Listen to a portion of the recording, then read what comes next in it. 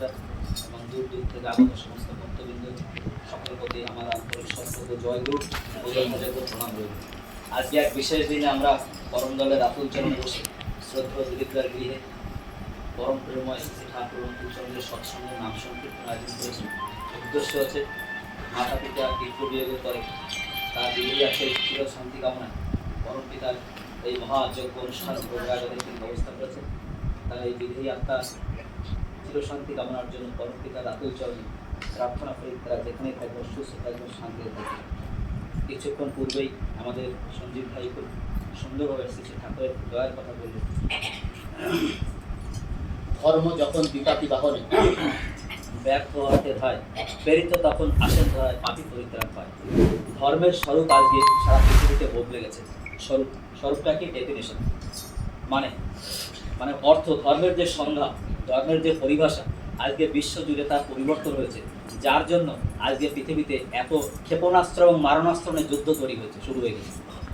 যেখানেই radio TV খুলেন সেখানেই দেখবেন শুধু ক্ষেপণাস্ত্র আর মারণাস্ত্র দিয়ে মানুষকে খালি ধ্বংস করছে। তার একটাই কারণ, সাথে ধর্মের স্বরূপ বদলে গেছে, মানুষের জীবনের স্বরূপ বদলে গেছে। মানুষের স্বরূপ বদলে গেছে বলে আজকে মানুষে এত আহাকার, এত হিংসা, কলহ, বিদ্বেষ, হিংসার দাবানল সারা পৃথিবীতে বেজে উঠেছে। তার নমুনা সারা পৃথিবীতে দেখা যাচ্ছে। তার জন্য শ্রী ঠাকুর বলেছেন, মরণা মেরোনা পারত মৃত্যুকে অবলুপ্ত করো। অর্থাৎ জীবজগতের প্রতিটি জীবজগৎকে রক্ষা করার দায়িত্ব মানব জাতির। এই মানব জাতির রক্ষা করার জন্য যে ঠাকুর যে বিধান দিয়েছেন, যে মানুষকে মানব রূপে যখন আমরা পৃথিবীতে আসি আমাদের কিছু করণীয় কর্তব্য থাকে, সেগুলো যদি আমরা নিয়মনিষ্ঠভাবে করি তাহলে কি হয়? মানবের উন্নতি হবে। ভগবান শ্রীকৃষ্ণ গীতাতে বলেছেন না, যদা যদা হি ধর্মস্য গ্লানি ভবতি ভারত অভ্যুত্থানং ধর্মস্য তদাত্মনম সৃজমহম পরিত্রাণ সাধনম বিনয় চতুষ্কৃতম ধর্ম সংস্থা প্রার্থনা সম্ভবী যুগে যুগে।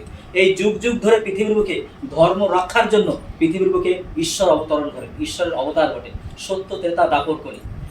যেমন বিশেষ করে হিন্দু ধর্মকে রিভাইভেল করার জন্য যুগে যুগ অবতার ঈশ্বর কোটি পৃথিবীর বুকে মানুষ অবতার রূপে এসেছেন, অবতরণ করেছেন।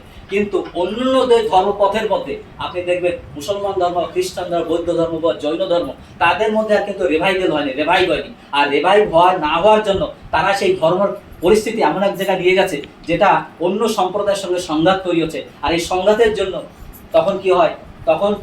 ধর্মের স্বরূপকে বোঝানোর জন্য যুগে যুগে ঈশ্বর এই পৃথিবীকে মানুষকে রক্ষা করার জন্য, সৃষ্টিকে রক্ষা করার জন্য, ধর্ম রক্ষতি রক্ষ, ধর্মকে রক্ষা করার জন্য পৃথিবীকে অবতার পুরুষের অবতার হয়। সত্যে শ্রীহরি, ত্রেতাতে রামচন্দ্র, তারপরে শ্রীকৃষ্ণ, কলিতে গৌরাঙ্গ মহাপ্রভু, রামকৃষ্ণদেব এবং লেটেস্ট শ্রী শ্রী ঠাকুর অনুকূলচন্দ্র। তিনি এসে কি করলেন? জাতি, ধর্ম, বর্ণ নির্বিশেষে প্রত্যেকটা মানুষকে তিনি বললেন যে তুমি সদ্দীক্ষায় দীক্ষিত হও। তুমি যে মত পথেরই হোক, সেটা কোনো বিষয় না, চাই হিন্দু হোক, মুসলমান হোক, জৈন হোক, বৌদ্ধ হোক, সেটা কোনো বিষয় না। আমি তো প্রথম পরিচয় হচ্ছে আমি মানুষ, এবং মানুষ হতে হলে তোমাকে প্রথমে সদ্দীক্ষায় দীক্ষিত হতে হবে। সদ্দীক্ষা তুই এক্ষুনি নে। ইষ্টে তারাক সম্প্রীতি, সম্প্রীতি মানে ভালোবাসা, ইষ্ট মানে মঙ্গল, পরম পিতাই মঙ্গল। ইষ্টে তারাক সম্প্রীতি, মরণ তারণ কাটাই অকাল জম্বিতি। মরণের হাত থেকে তোরা যদি বাঁচতে চাস তাহলে এই ঠাকুরের নাম গ্রহণ করতে হবে। পৃথিবীর যে পরিস্থিতি আসছে, যে জঘন্য পরিস্থিতি মানে এত জঘন্য পরিস্থিতি আসবে, এই পুণ্যপুঁথি গ্রন্থে শ্রী ঠাকুর সমস্ত পৃথিবীর যে পরিস্থিতি আসবে সেই পরিস্থিতি কথা তিনি বহু পূর্বে তিনি বলে গেছেন। আজকের যে আমাদের দেশের যে রাজা নরেন্দ্র মোদী, শ্রী ঠাকুর আজ থেকে প্রায় 50 বছর আগে বলে গেছেন। কি বলেছেন? ঠাকুর বলেছেন এক জায়গায় গ্রন্থে, যে বলছে আলোচনা প্রসঙ্গে বলছে, আমার কাছে একটা ছোট্ট বালক এসেছিল আমার গায়ের রঙের মতো, দাড়িগুলো খোঁচা খোঁচা, শুনে রাখুন, দাড়িগুলো খোঁচা খোঁচা। সে ভারতবর্ষের আর্য সনাতন হিন্দুকে আবার ফিরিয়ে নিয়ে আসবে, ভারতবর্ষের অতীত গৌরবকে ফিরিয়ে নিয়ে আসবে। শ্রী ঠাকুর বহু বছর পূর্বে বলে গেছেন, তার জীবদ্দশায় বলে গেছেন। আজকে যে রাজা, সে রাজা সম্পর্কে ঠাকুর বলে গেছেন। আজকে না, আজ থেকে 50 বছর পূর্বে। কেন বলেছেন? যে এরকম আসবে, ভারতবর্ষের অতীত গৌরবকে ফিরিয়ে আনবে। ভারতবর্ষে অনেক রাজা আসছেন, কিন্তু ভারতবর্ষের যে অতীত গৌরব, সেই গৌরব কোনো রাজা আজ পর্যন্ত ফিরিয়ে আনে। তার কারণ দেখেন, রাম মন্দির তৈরি হয়েছে আজ কত বছর পরে। এটাই তো ভারতবর্ষের অতীত গৌরব। রাম আমাদের আদর্শ পুরুষ, স্বয়ং তিনি পুরুষোত্তম আসেন যখন সব গুরু নিঃস্বার্থকতা, তাকে ধরলে হয় না কোনো গুরু, কোনো ঘৃণ্য কথা। পুরুষোত্তম তিনি গুরুর গুরু। যেমন সূর্য যেমন সমস্ত সোলার সিস্টেমে সবাইকে যেমন আলোকিত করে, পুরুষোত্তম তিনি তিনি হচ্ছেন গুরুর গুরু। পুরুষোত্তম আসেন যখন, সব গুরুরই সার্থকতা। তাকে ধরলে হয় না কোনো গুরুর কোনো ঘৃণ্যকতা, তাকে ধরলে কোনো গুরুর কোনো ঘৃণা হয় না, বরঞ্চ আমার জীবনের আরো উত্তরোত্তর বর্ধিত হয়, উন্নতি হয়। তাই ঠাকুর এসে কি করলেন, যে তুই সদ্দীক্ষা তুই এক্ষুনি নে, দীক্ষা নিতে হবে। ঠাকুর বলেছেন যজন যাজন ইষ্টভীতি সস্তনি সদাচার, মানে আমার ব্যক্তিগত জীবনে জপ এবং তপ ঠিক থাকা চাই। আমি যাই করি, আমি যেখানেই থাকি, যে পরিস্থিতি থাকি, আমার ব্যক্তিগত জীবনে জপ এবং তপ ঠিক থাকা চাই। আমি যেখানেই থাকি, আমি সে সংসারে থাকি, ব্যবসা বাণিজ্য করি, ঘরবাড়ি করি, রাজনীতি করি, যাই করি, আমার ব্যক্তিগত জীবনে জপ এবং তপ চাই। এবং জপ তপ যদি মানুষের জীবনে না থাকে, তাহলে জীবনে কিচ্ছু হবে না। কারণ আপনি পৃথিবীতে আসছেন কিসের জন্য? ঈশ্বরের সাধনা করার জন্য। ইষ্টে লাগি পুণ্য কর্ম করা, তাই তো হলো পুণ্যে করা। ঈশ্বরের জন্য তুমি, তাই ভগবান শ্রীকৃষ্ণ গীতাতে বলছেন ঈশ্বরের প্রীতি আরাধনা, অর্জুনকে বলছেন ঈশ্বরের প্রীতি আরাধনার তরে নরগণ যে ধরনের কর্মসংস্থান করিয়া থাকে, ইয়া ভিন্ন সর্বকর্ম বন্ধন। হে ধনঞ্জয়, তুমি ঈশ্বর লাগি কর্ম করো। এটা ভগবান শ্রীকৃষ্ণ আজ থেকে 5000 বছর পূর্বে বলে গিয়েছেন যে তুমি ঈশ্বরের লাগি কর্ম করো, আর যা কর্ম সব বৃথা। আমরা সবাই কিসে আছি? মায়ার বন্ধনে আছি। এই মায়ার জগৎ থেকে উদ্ধার পাওয়ার জন্য কি করতে হবে? ঠাকুর যে জপ তপ দিয়েছেন, দেখেন ঠাকুর কিন্তু আলাদা কিচ্ছু আনেন। ঠাকুর সেই শ্রীকৃষ্ণের সেই রাধা নাম জগতের পিতা আবার নতুন করে পৃথিবীর রূপে নিয়ে আসছেন, রিভাইভ করেছে। রিভাইভাল মানে কি? দেখেন একটা আগে ছোট ছোট মোবাইল ছিল, যেখানে হ্যালো হ্যালো করতেন, এখন কত কত স্মার্ট মোবাইল। কিন্তু এই যে স্মার্ট মোবাইলটা এসছে, সেটা ছোট্ট মোবাইলকে কেন্দ্র করেই তারপরে আসছে। তো যখন অবতার পুরুষ আসেন, তাই ধর্মকে রিভাইভ করার জন্য আসেন। আমরা সেটা বুঝতে পারি না, বলে আমরা তো আছি এক জায়গায়, আছি তো অবশ্যই। আমরা সবাই দেখেন, আমরা আর্য সনাতন হিন্দু যারা আছি, আমরা কোনো মত পথে থেকে, এবং আমাদের মধ্যে ঈশ্বর বসবাস করছে। ঈশ্বর সর্বথাং হৃদ্দেশ অর্জুন যন্ত্রুরায় মায়া, মানে তোমার হৃদয়ে ঈশ্বর অধিষ্ঠিত আছেন। কিন্তু সেই ঈশ্বর অধিষ্ঠিত তোমার জীবনে কত পার্সেন্টেজ আছে, সেটা তোমার জপ তপের মাধ্যমে বোঝা যাবে। তুমি 100% নিয়ে আছো কি 99% নিয়ে আছো, না 50% নিয়ে আছো, না 20% নিয়ে আছো, না 10% নিয়ে আছো, সেটা তোমার জপ তপের উপর নির্ভর করবে। তুমি যেমন ধরনের জপ তপ করবে, তোমার ভিতরে ঈশ্বর সেইভাবে জাগরিত হবে। জপটাই মেন জিনিস। আপনাকে একটা ঈশ্বর তো আপনাকে নাম দিয়েছেন, কিন্তু আমি তাকে কতখানি নিয়ে চলতে পারছি জীবনে, তাকে ধরে। ঈশ্বর হচ্ছেন আপনার ইহকাল পরকাল সর্বস্ব, ইহকাল পরকাল সর্বস্ব, ইহা ছাড়া কোনো গতি নাই। ঠাকুর বলছেন অর্থ মান যশ ইত্যাদি পাওয়ার আসে আমাকে ঠাকুর সাজিয়ে ভক্ত হো না, সাবধানও ঠকবে। তোমার ঠাকুরত্ব না জাগলে কেহ তোমার কেন্দ্র নয়, ঠাকুর নয়, ফাঁকি দিলেই পেতে হবে তা। ঠাকুরত্ব মানে ঈশ্বরত্ব, ভগবানত্ব, যাকে আমরা ঈশ্বর বলি, ভগবান বলি।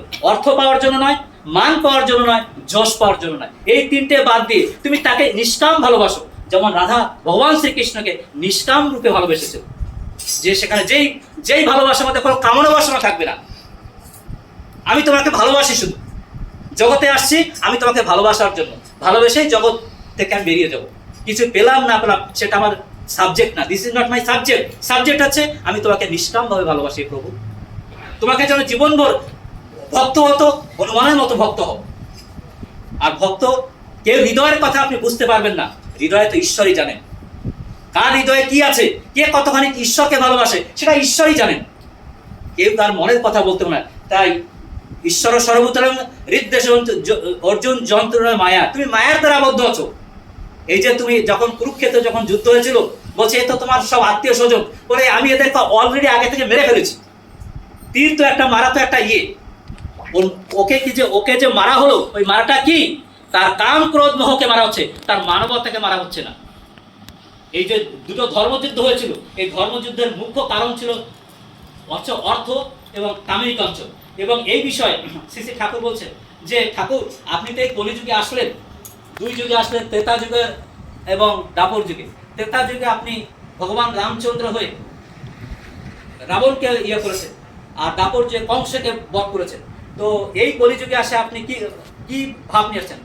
কলিযুগে আমি কাউকে ধ্বংস করতে আসিনি, আমি সবাইকে কাউকে বধ করতে আসিনি, আমি সবাইকে বশ করতে আসছি। বশ মানে বশ্যতা স্বীকার করা। আমরা ঠাকুরের শ্রী ঠাকুরের বশ্যতা স্বীকার করেছি। শ্রী ঠাকুরকে মানে সেই ঠাকুর, সেই শ্রীকৃষ্ণ জগতের বুকে আবার নতুন করে আসছেন, সেই রামচন্দ্র জগতের উপর নতুন করে আসছেন, সেই গৌরঙ্গ মহাপ্রভু আবার নতুন করে আসছেন। তাহলে এই দেখুন কথা কোথা থেকে আসছে। তাহলে একটু আমি 2 মিনিট সময় নিচ্ছি। কি হচ্ছে? প্রথম হচ্ছে যদা যদা হি ধর্মস্য গ্লানির ভবতি ভারত অভ্যুত্থানম ধর্মস্য তদাত্মনম সৃজন্মহম পরিত্রাণম সাধনম বিনাশ চতুষ্টেতম ধর্ম সংস্থাপনার্থে সম্ভবে যুগে যুগে।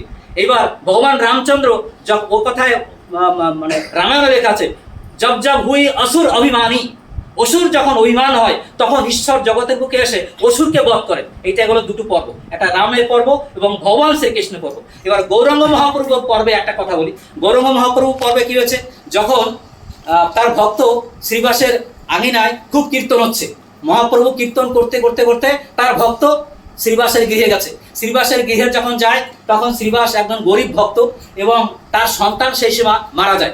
সন্তান মারা যাওয়ার সময় তখন তার স্ত্রী ফুপিয়ে ফুপিয়ে ঘরের মধ্যে কাঁদছে, এদিকে মহাপ্রভুর কীর্তনের দল ধীরে ধীরে আসছে ঘরের মধ্যে। এবার শ্রীবাস গিয়ে তার স্ত্রীকে বলছে, কি করছো তুমি, কি করছো, তুমি কাঁদছো কেন? বলে আমার সন্তান মারা গেছে। কি জন্য সন্তান মারা গেল? বলে আজকে মহাপ্রভু আমার বাড়িতে গৃহে আবির্ভাব হচ্ছে আর আমার সন্তান মারা গেল, এ কি মহাপ্রভুর কি লীলা। তখন তাকে বসে বসে, তুমি চুপ থাকো, তুমি চুপ থাকো। তখন সে মহাপ্রভুর দিকে এগিয়ে গিয়ে তাকে সাদরে গৃহে আবর্তন করছে। তখন মহাপ্রভু বলছেন, হে পার্শ্বদগণ, যে মতে আজকে তোমরা লীলা রস আস্বাদন করছো, এই রূপে আমাকে পৃথিবীতে 2 বার আসতে হবে। মহাপ্রভুর পরে দেখেন, যে হে ভক্তগণ, হে পার্শ্বদগণ, যারা আজকে এই মহা নাম সংকীর্তনের রূপ রস আস্বাদন করছো, এই রূপে পৃথিবীতে আমাকে 2 বার আসতে হবে। মহাপ্রভু যাওয়ার পরে রামকৃষ্ণ ঠাকুর এলেন। রামকৃষ্ণ ঠাকুর একই দেহে রাম ও কৃষ্ণ, তাই তিনি রামকৃষ্ণদেব।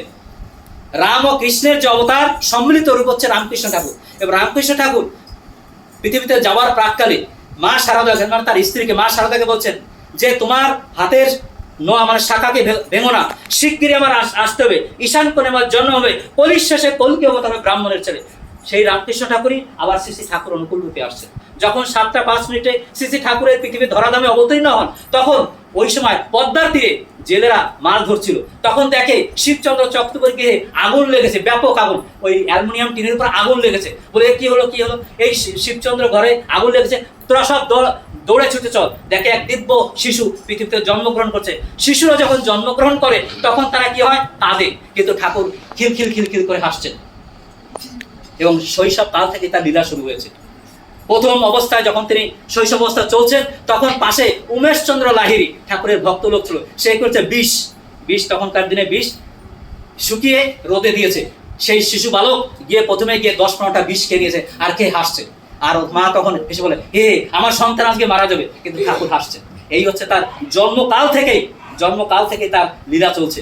এবং শ্রী শ্রী ঠাকুর তার ভাববাণীতে বলছেন, পৃথিবীতে যখন আমি আসি, মহাসূর্য মহামহা গ্রহ অবতার পার করে পৃথিবীতে যখন আসে, তখন দেবতারা তাকে পুষ্পাঞ্জলি করতে করতে পৃথিবীর বুকে তিনি অবতার করেন। এরকম অনেক অনেক কাহিনী পৃথিবীতে ঠাকুর, শ্রী শ্রী ঠাকুর অগাধ বাণী দিয়েছেন, অগাধ।